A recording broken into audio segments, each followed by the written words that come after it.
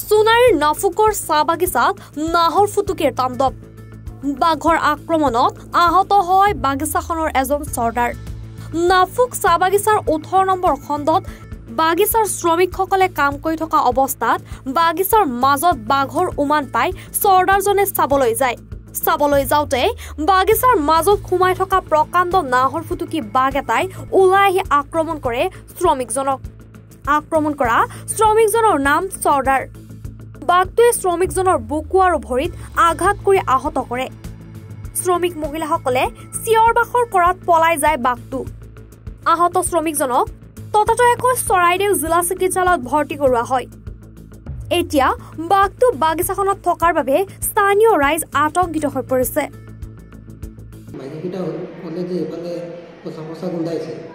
মই চাবলৈ গ'লো তাৰপিছত মই চাই পেলাই ঘূৰি আহিছোঁ মানে দেখি নাপালোঁ মোক পিছফালৰ পৰা ঝাপটি মাৰি ধৰিছে তো মই গোৰ মাৰি কেনে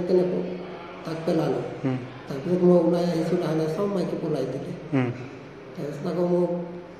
খোজ কাঢ়িব নোৱাৰিছোঁ তাৰপিছত পানীৱালাটো ক'লে মোক টানি আনিলে ধৰি পেলাই ক'ত হ'ল ঘটনাটো চৰাইদেউৰ পৰা পৰিস্মিতা ফুকনৰ প্ৰতিবেদন এনি ভাৰত 24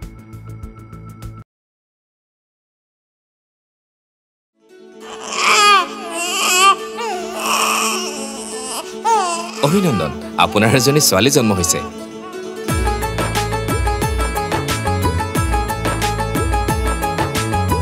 লাহি পাহি এজনী পৰি আহিলে ঘৰখন